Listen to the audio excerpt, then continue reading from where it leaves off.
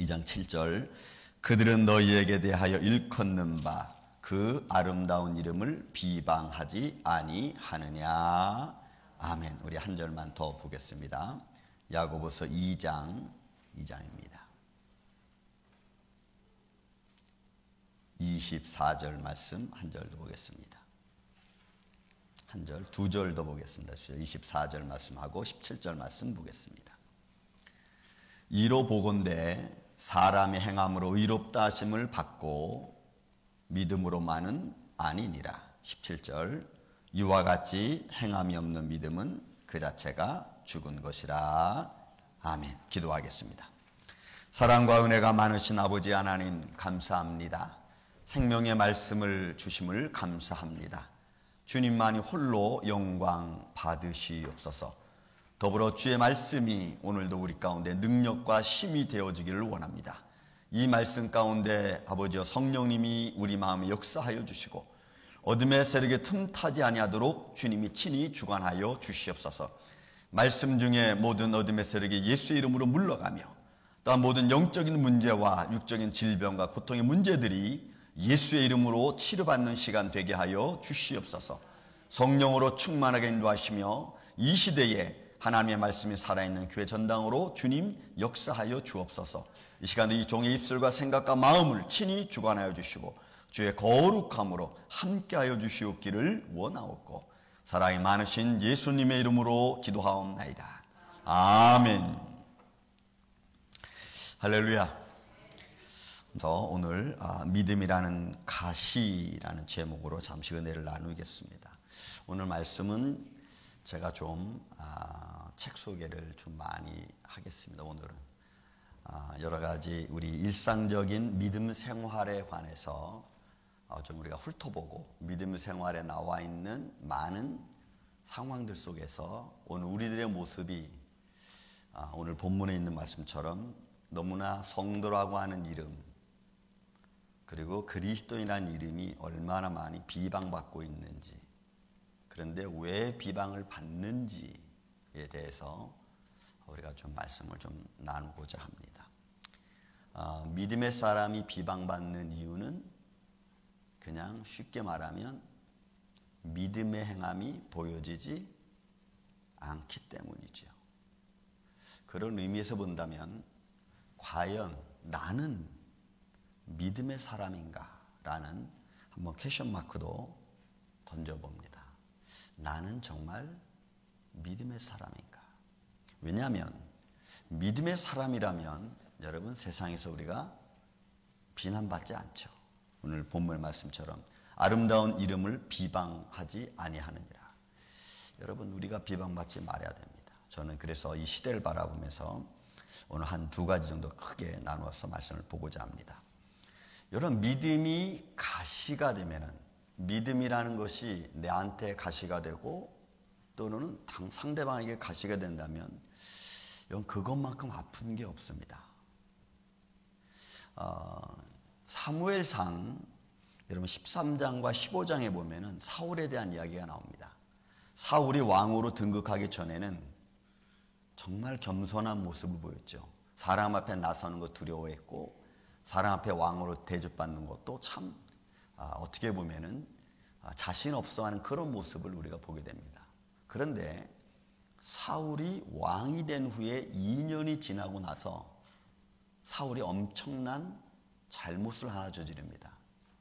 그게 뭐냐면 제사장만이 드릴 수 있는 제사를 사울 왕이 드려버립니다. 왕이기 전에는 전혀 생각하지 못했던 생각을 왕이 되고 난 후에는 그 왕이 됐다는 권위를 가지고 내가 할 수 있지 않을까? 내가 해도 되지 않나? 근데 그 깔려있는 전반이 두려움과 근심과 걱정 때문에 그 일을 행합니다. 여러분 오래전 그 굉장한 신학자 디트로이트 본 해퍼라고 하는 사람이 이 시대를 향하여 선포한 아주 위대한 말 한마디가 있습니다. 그 본 해퍼의 그 신학자가 한 말이 값싼 은혜라는 말을 이 시대 성도들에게 선포했습니다. 여러분, 이 값싼 은혜라고 하는 의미가 어떤 의미냐면은 그리스도를 내가 존경하지만 난 그리스도를 따라가지 않겠다. 따라갈 여력이 없고 환경이 그걸 우리에게 주지 않는다. 예수님을 내가 사랑하지만 예수님을 따라가지 않겠습니다. 그리고 나서 그 뒤에 붙는 게 뭐냐면 회개 없이 내가 내 인생을 살아오면서 사는 과정 속에 회개 없이 그리스도의 은혜와 그리스도의 사랑과 그리스도의 축복 가운데 살기를 원하는 마음, 이게 여러분 값싼 은혜예요. 하나님의 은혜가 너무나 값없이 떨어져 버리고 말았어요. 회개 없는 용서, 회개 없는 축복을 받기를 원하는 이 시대. 이게 디트로이트 본헤퍼가 이 세상을 향하여 값싼 은혜라고 선포했어요. 하나님의 은혜가 그렇게 돼버린 거죠. 너무나 하나님의 말씀의 강단이, 그리고 말씀에 오늘 던져주는 많은 이야기들이 용서 없는, 아니 회개 없는 용서를 바라고, 그리고 책망 없는 축복을 사람들이 바라고 있다는 겁니다.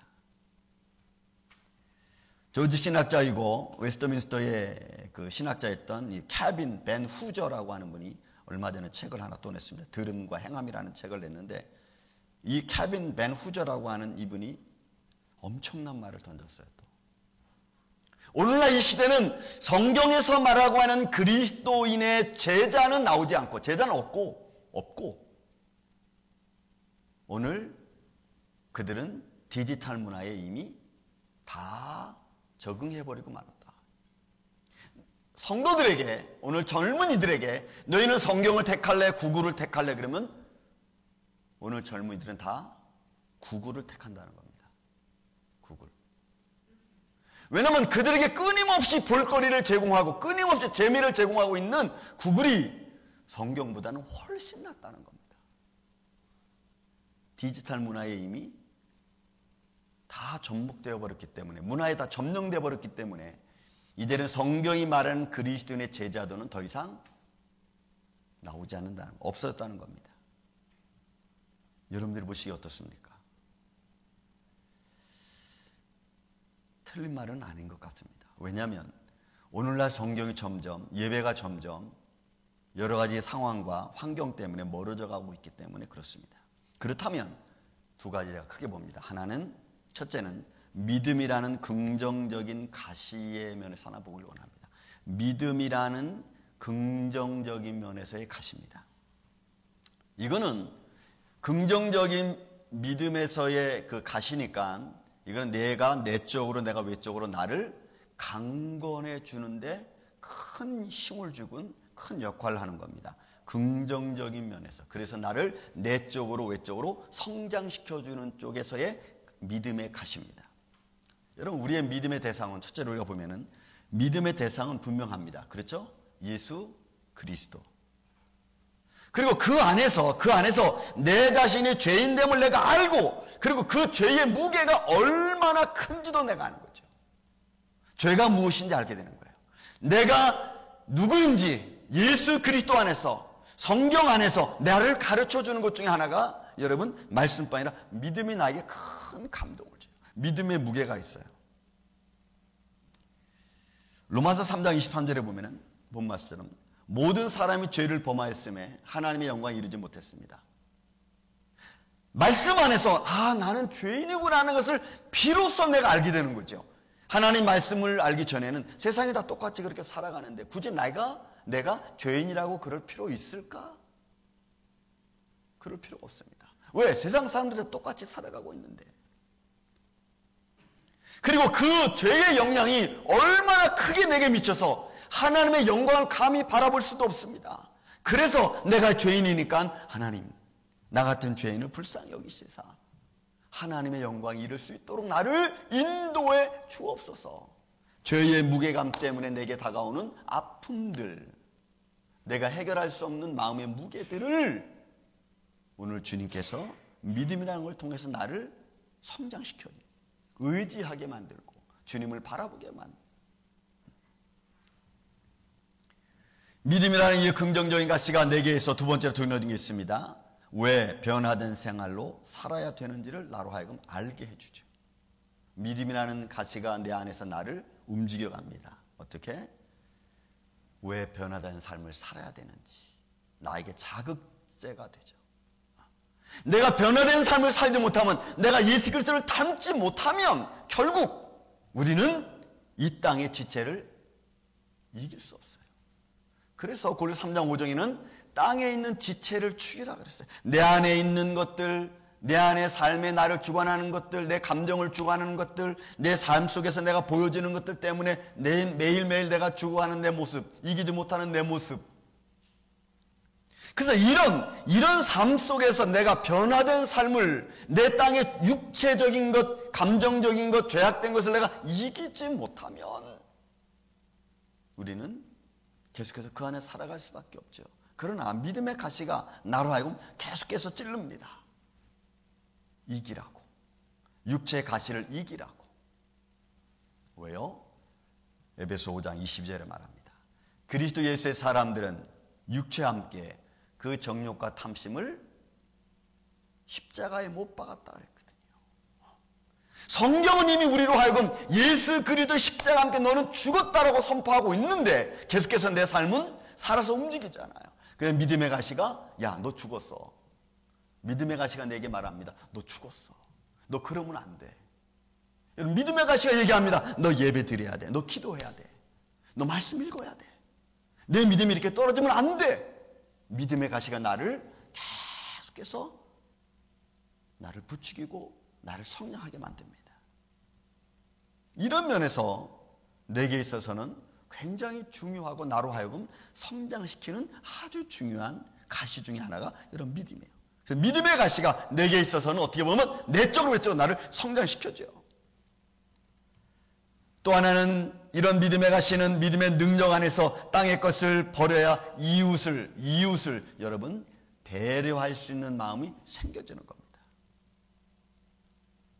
그래서 우리 삶이 새로워지는, 이웃에 대한 배려가, 여러분의 인간적인 배려는 한계가 있죠. 그러나 믿음의 배려는 나를 내려놓고 섬기는 마음으로 배려하는 거기 때문에 그 이상을 바라볼 수가 있어요. 그 이상을.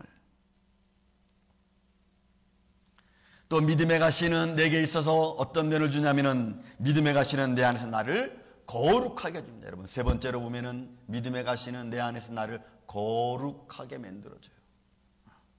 거룩하게 만들어줘요. 그래서 죄의 반복을 스탑시키는 거지. 죄의 반복을 스탑시켜요. 더 이상 내가 나아갈 수 있는 길을 믿음이 나한테 자꾸 충동질합니다. 너 그러면 안 된다.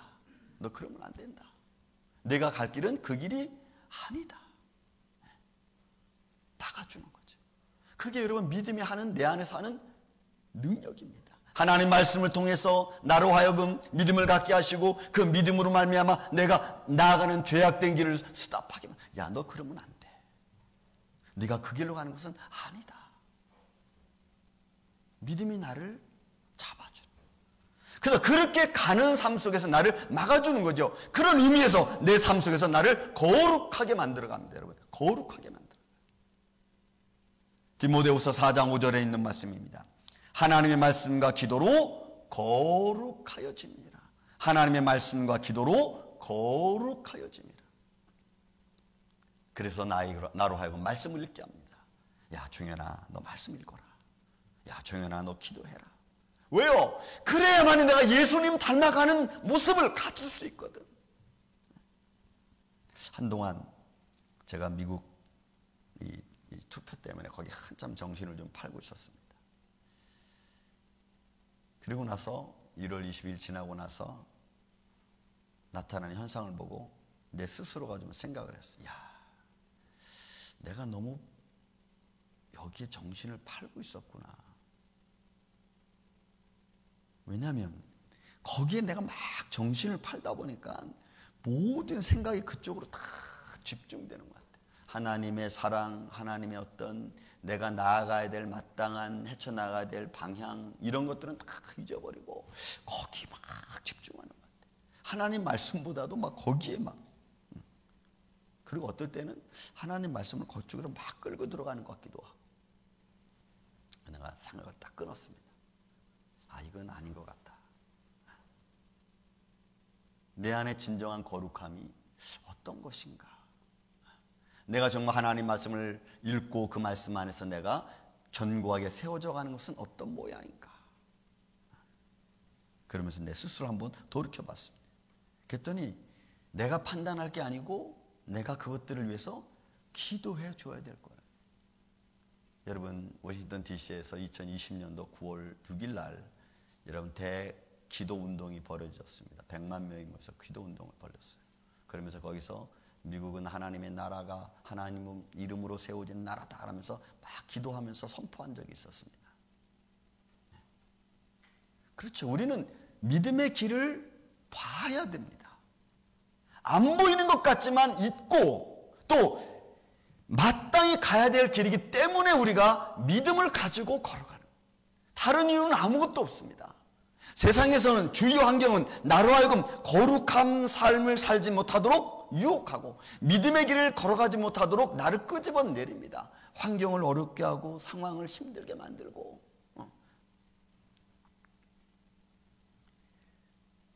그래서 우리가 믿음의 길에 서 있지 못하면 내가 믿음의 사람이라는 것, 내가 그리스도라는 것에 비난받는 거죠. 그 결국은 행함 없는 믿음이 되어버리고 그 행함 없는 믿음을 통해서 또 스스로에게 가시가 되기도 하는 거예요. 저는 우리 임마누엘 장로교회 이 아침 여러분들은 믿음이라는 가시가 있다면 그것이 여러분들을 내적으로 외적으로 성장시키는, 그래서 성숙해가는 하나님의 사람들이 되시길 전 주님의 이름으로 축원을 드립니다. 그리스도의 장성한 분량에 이르는 내 삶의 모습이죠.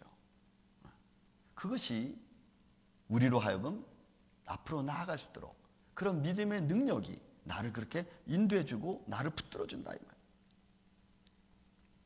반대로 우리가 두 번째로 봐야 될 것이 있습니다. 믿음이라는 부정적인 가시를 우리가 좀 봐야 됩니다. 긍정적인 면에서는 나를 변화시키고 나를 성장시키고 내 외적으로 나를 장성한 분량에 이르게 한다면 이것이 부정적인 면에서의 믿음의 가시를 우리가 좀 봐야 됩니다. 이런 부정적인 면에서 본다면 이런 겁니다. 믿음은 있는데 행하지 않는 거죠. 믿음은 있는데 행하지 않는 거예요. 그래서 믿음이 가지고 있는 내 믿음이 부담되는 겁니다. 믿음이 아예 없다면 생각할 것도 없지만 가지고 있는 그나마 조금이라도 가지고 있는 그 믿음이 부담이 되는 거예요. 왜요? 내가 하기 싫거든. 내가 그리스도인의 삶을 살아가기 싫거든요. 그래서 부담이 되는 거예요. 그래서 우리는 못한다고 이야기합니다. 안 한다고 이야기합니다. 왜냐하면 그것이 우리의 삶에서 나한테 유익 준다는 생각보다는 나를 힘들게 한다는 생각을 더 많이 가져. 그게 믿음이 가지고 있는 부정적인 모습입니다. 믿음은 진취적이죠. 나를 하여금 뚫고 나가게 만들죠. 그런데 그 가지고 있는 믿음이 나를 부담스럽게 해서 자꾸 못하게 하죠. 여러분들은 어떻습니까? 또 믿음이라는 부정적인 가시가 또 하나는 믿음의 연륜으로 찌르는 가시입니다. 믿음의 연륜으로. 이런 모습은 이런 겁니다. 예를 들어서 우리 교회에 새로운 신자들이, 초신자들이 옵니다. 그러면 사람들이 말합니다. 저 교회 나온 지 얼마 안 되셨으니까 교회에 대해서 잘 모르시죠? 하고는 자기의 연륜을 쌓아온 그 신앙을 쫙 얘기하면서 이것은 안 되고 이러면 안 되고 저러면 안 되고 이것은 해야 되고 막 이렇게 믿음의 연륜을 가지고 이야기해 주는 거예요. 물론 좋은 쪽에서 얘기하는 것 같이 되겠지만 그러나 여러분 우리가 인생이 한 살 먹은 두 살 먹은 애들이 아닙니다. 어느 정도 인생을 살아온 사람들에게 있어서 믿음의 연륜의 권면처럼 들리는 가시들은 상처가 되는 거예요. 여러분 상처. 2009년도 9월 최홍준 목사님이, 여러분 이거 사랑의 교회 부목사였습니다. 그분이 든 책이 있었습니다. 장로 걸림돌인가 디딤돌인가. 연륜만 가지고 말하는 장로는 교회의 독이다 이렇게 말했어요. 교회의 독이다. 그리고 그분은 얘기하기를 목양 장로가 되려면은 성경 말씀을 잘 알고, 그죠? 담임 목사의 목회 철학을 알고 그와 함께 같이 가는 길이어야 된다고 얘기했어요. 그래야 그분이, 그 연륜이 또 그분에서 나오는 신앙의 모습이 덕을 끼칠 수 있다는 거예요. 믿음의 연륜으로 말하는 신앙생활은 여러분 배려가 아니고 위안이 아니고 여러분 상처가 될 수 있다. 이게 여러분 믿음의 가시 중에 아주 무서운 것이죠. 또 있습니다. 하나. 믿음의 경험으로 찌르는 가시가 또 있어요. 여러분 이건 고린도 교회의 모습이에요. 고린도 교회 성도들이 하나님의 은혜와 많은 은사들을 받았어요. 근데 하나님의 은혜와 많은 은사들을 가진 고린도 교회가 가장 문제가 많은 교회 중에 하나였어요. 재정의 문제, 선교의 문제, 음란의 문제, 또 방언의 문제, 하여간 문제가 수없이 많았어요. 그의 경험으로는 그렇게 말하죠. 아직 믿음이 다져지지 않았으니까 조금만 이렇게 하면 됩니다 하고 자기 경험을 이렇게 얘기를 합니다. 근데 그 경험이 자기한테는 맞을지 모르죠. 어떤 위로는 좀 될 수 있겠죠. 그러나 그것을 계속해서 강조하고 이야기하다 보면 여러분 그분도 금방 말씀드렸지만 살아온 삶의 연륜이 있고 경험이 있습니다. 그런 것들은 상대방에 굉장한 신뢰가 되는 거예요. 당신 자기만 경험했나?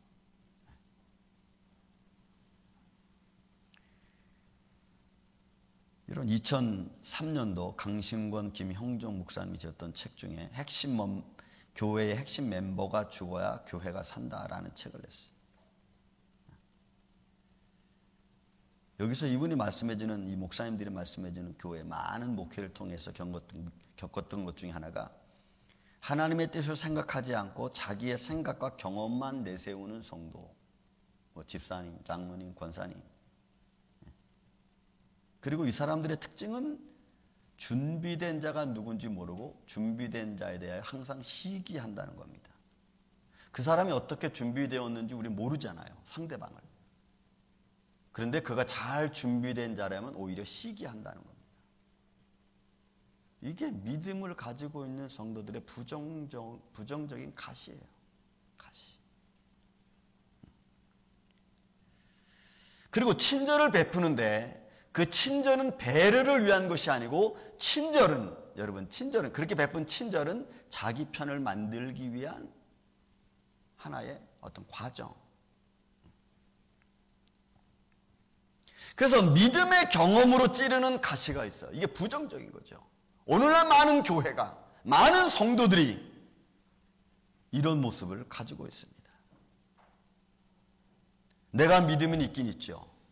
근데 그 믿음을 어떤 방법을 통해서 하나님의 교회에 유익이 되고 교회에 덕을 끼치고 하나님 앞에 영광스러울까라고 하는 생각을 가지고 있습니다. 근데 그런 가지고 있던 생각을 가지고 내 삶 속에서 나도 모르게 행하다 보는데 그것이 잘 분별이 안 돼서 연륜의 가시가 되고 경험의 가시가 되는 거예요. 내가 가지고 있는 믿음의 경험이 가시가 되고 내가 가지고 있는 믿음의 연륜이 가시가 되는 거예요.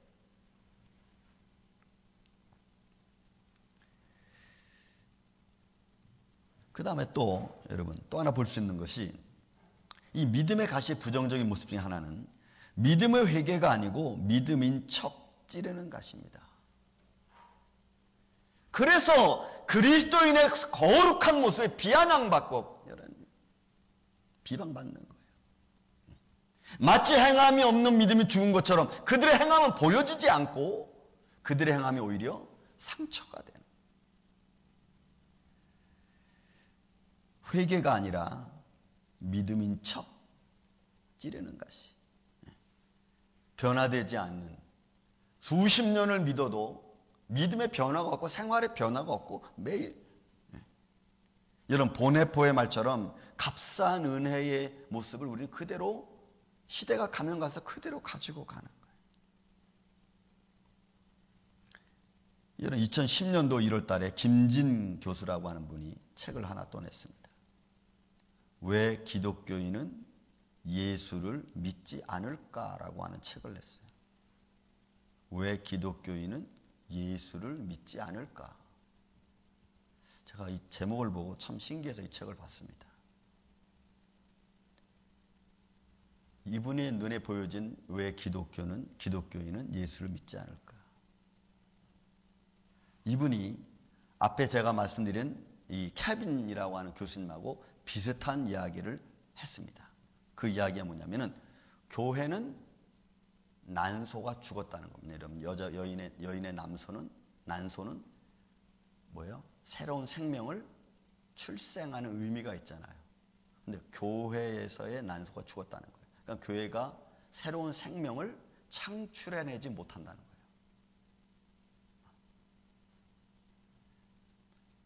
굉장히 뼈 있는 소리 같아요. 은유적인 표현에서. 생명을 창출해내고 생명을 살려야 되는 교회가 이미 세상 문화에 다 접목되었고 물들어 버렸고 더 이상 교회가 생명을 만들어내지 못하고 생명을 살리지 못하는 교회가 된다면 더 이상 예수님이 거하는 교회가 아니라는 거죠. 왜요? 예수님께 나오는 자마다 다 나음을 입었습니다. 예수님은 생명이었습니다. 나는 길이요 진리요 생명이라고 말씀했는데 여러분 교회가 그런 생명된 교회가 생명을 창출해내지 못하면 생명 살리는 교회가 되지 못하면 여러분 난소가 죽은 거죠. 아주 은유적인 표현이에요.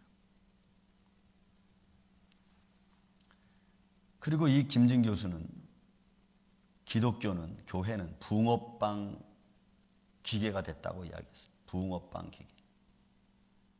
근데 이 붕어빵 기계란 기독교라는 말의 의미는 뭐냐면 세상을 닮아가는 하나님의 말씀의 생명은 저하되고 죽어가고 세상을 닮아가는 세상의 성공 스토리를 닮아가는 교회가 됐다는 거예요.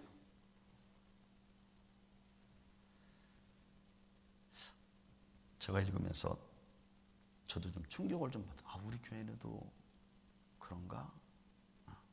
생명을 잃어버린 교회가 됐는가?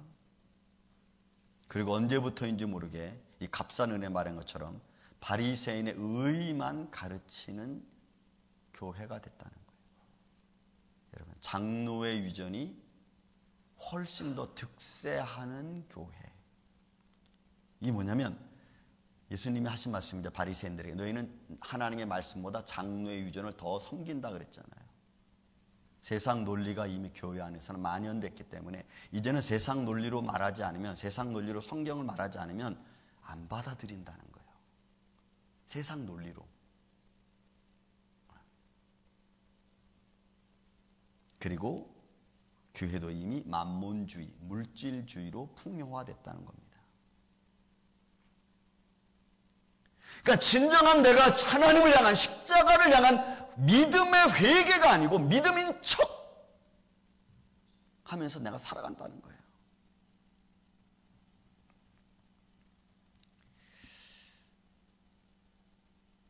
과연 내가 가지고 있는 믿음은 나한테 어떤 영향을 줄까? 내가 내적으로 외적으로 나를 성장할 수 있도록 긍정적인 의미에서 믿음의 가신가? 아니면 부정적인 의미에서 가신가? 여러분, 이 시대는 우리가 바로 봐야 될 것 같습니다. 또 이 부정적인 의미에서 믿음의 가시는 나한테는 후합니다. 나한테는 되게 후해요. 그래서 나한테는 굉장히 후한 믿음의 잣대를 갖다 댑니다. 그러나 다른 사람한테는 그렇지 못하죠. 내가 힘들고 피곤하고 내가 못하면은 그거 괜찮아요. 그런데 남이 피곤해서 힘들고 못하면 믿음이 없어서 못한다고 말하는 거예요. 그러니까 하나님의 말씀의 위로가 아니고 내 감정의 잣대를 가지고 내가 사람들을 바라보고 평가하는 거예요.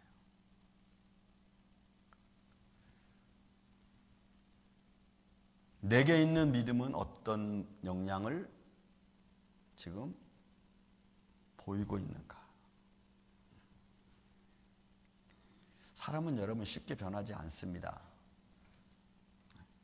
그렇지만 성경은 말씀을 가진 사람들은 새 사람이라고 이야기합니다. 여러분 믿습니까? 새 사람이라고 이야기합니다. 세상의 눈에서 보여지는, 세상의 눈으로 바라는 모든 사람들은 여러분 그 사람이나 나나 똑같습니다. 그러나 믿음의 눈으로 보면은 세상 사람과 믿지 않는 사람과 믿는 사람은 여러분 달라야 돼요.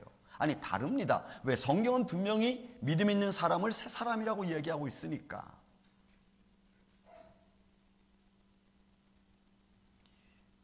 믿음이 있기 때문에 그렇게 표현하는 거예요. 믿음을 가지고 있는 사람이기 때문에 그 대상이 분명하잖아요. 예수 그리스도 십자가. 여러분 대상이 분명하잖아요. 그 하나님을 내가 믿으니까 그 믿음을 가지고 있는 사람을 향하여 새 사람이다 이렇게 얘기하잖아요. 그 믿음이 없는 사람은 여러분 새 사람이라고 말하지 않아요.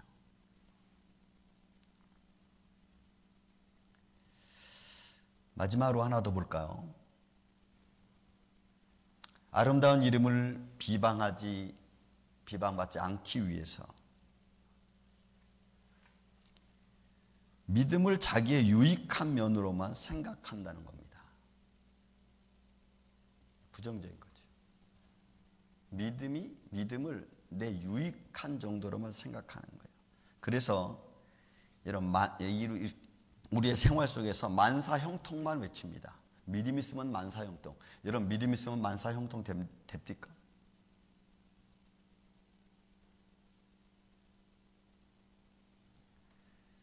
우리 자꾸 그쪽으로만 가려고 그래요. 여러분 성경은 믿음 있는 자가 고난이 있어요. 고난이 있어요. 그것도 하나님은 축복이라고 이야기합니다. 근데 그 믿음이 만사형통 쪽으로만 가면 문제 닥치면 여러분 심각해지는 거예요. 심각해지는 거예요. 왜? 믿음 있으면 잘 돼야 되는데 이게 약간 어려운 일 생기거든요. 보네포의 얘기 다시 말씀드립니다. 용서 없는, 회개 없는 용서, 회개 없는 용서, 그리고 그 안에서 그냥 은혜와 축복을 받고 내가 살아가면 되는 줄 아는 믿음 있는 척, 믿음 있는 것처럼. 아니요. 여러분들의 진정한 믿음이 있으면 고난이 있습니다. 그리고 그 고난을 이겨나갈 수 있는 힘도 있습니다. 그런데 만사형통적으로만 믿음을 보면은 반드시 그 믿음은, 여러분들이 가지고 있는 믿음은 가시입니다.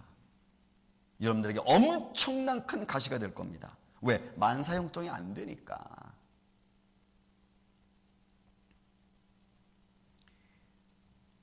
그래서 하나님의 영광을 향한 믿음이 아니라 자기의 열정과 내 유익을 위해서만 믿음이 필요한 거죠. 하나님의 영광을 위한 믿음이 아니고 내 열정과 내 유익에 따라서 만들어지고 이루어지는 믿음이 되어야 되는 거예요. 한번 여러분이 가만히 생각해 보시기 바랍니다. 과연 내 믿음은 정말로 하나님의 영광을 위해서 하나님 기쁘시게 하는 모습으로 내가 가지고 있는 믿음인지, 아니면 내 열정과 어떤 내 유익을 위해서만 내가 달려가는 믿음인지. 우린 이런 거죠. 하나님 내가 이거 했으니까 이거 해주세요, 이거예요. 하나님 뜻하고 상관없어요. 내가 이거 했으니까 하나님 나 이거 해주세요. 하나님이 나에게 베풀어 주시고 지금까지 역사해 주신 은혜의 손길은 전혀 생각하지 않고 우리는 지금 당장, 과연 그 믿음은 내게 정말 은혜고 축복이고 감사할까? 그럼 여기서 말하는, 제가 두 번째로 읽었던 행함이 없는 믿음이 그 자가 죽은 것이다, 또 사람의 행함으로만 의롭다함을 받지 못한다. 여러분 이것은 믿음과 행함을 동등하게 보고 있어요. 동등하게 보고 있어요. 그래서 그 행함이, 그 가시가, 믿음의 가시가 내게 유익이 되고 내가 살아가는 삶에 있어 축복이 되고, 때로는 내가 살아가는 삶에 있어 나를 변화시키고 나를 회개시키고 그 안에서 용서받은 자의 삶에 유익한 면을 살아갈 수 있도록 해주는 것이 여러분 믿음이고 행함이지. 믿음 없는 행함도 아니고 또 행함 없는 믿음도 말하는 게 여러분 아닙니다. 사랑하는 이 아침의 성도 여러분,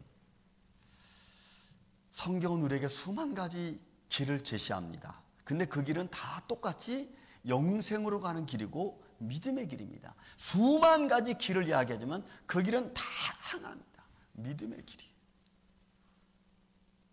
삶의 방법이 여러분 다 다르죠. 여러분이 살아가는 삶 다르고 제가 살아가는 삶 다릅니다. 그러나 믿음의 길은 똑같습니다.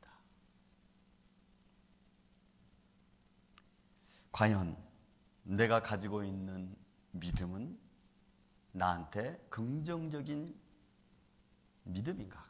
믿음의 가시인가? 그래서 나를 충동해서 나를 내적으로 외적으로 성장시키는가? 아니면 내가 가지고 있는 믿음이 부정적인 가시가 돼서 나의 삶 속에 자꾸 악영향을 주고 오히려 상처 주는 믿음인가? 한번 여러분 우리 마음을 2021년도 2월달 이제 시작했습니다. 한번 바라보시면서 내가 가지고 있는 믿음이 정말 아름답게 저는 여러분들에게 축복의 은혜가 되고 여러분들이 가지고 있는 믿음이 아름다운 열매를 맺어서 정말 그것이 여러분들을 성숙하게 만드는 그런 믿음의 삶이 되시기를 주의 이름으로 축원을 드립니다. 사랑과 은혜가 많으신 아버지 하나님 감사합니다. 이 시대를 바라봅니다. 그리고 이 시대의 말씀을 우리가 던집니다. 주님, 우리가 값싼 은혜에 빠져 살아가는 것이 아니라 믿음을 통해서 이루어지는 하나님의 영광의 길을 바라보기를 원합니다. 주님만을 의지하고 십자가만 바라볼 수 있는 믿음, 그 믿음이 나에게 충동을 줘서 나를 하여금 내적으로 외적으로 성숙하게 할 수 있도록 주님 도와 주시옵소서. 또한 이 내가 가지고 있는 믿음이 가시가 되어서 다른 사람을 상처 주는 부정적인 믿음의 가시가 아니라 오히려 다른 사람을 위로할 수 있는 긍정적인 마음으로 바뀌는 그런 믿음이 되게 하여 주옵소서. 그래서 이제는 우리가 성숙하기를 원합니다. 하나님이 잘했다 칭찬받는 귀한 종들이 되기를 원하고 하나님 마음에 합한 자가 되기를 원합니다. 주님, 주님의 몸된 교회와 사랑하는 성도들의 가정과 자손들이 이런 믿음 안에서 살아갈 수 있도록 주님 역사하여 주시옵소서. 원하옵고 예수님 이름으로 감사하며 기도하옵나이다. 아멘.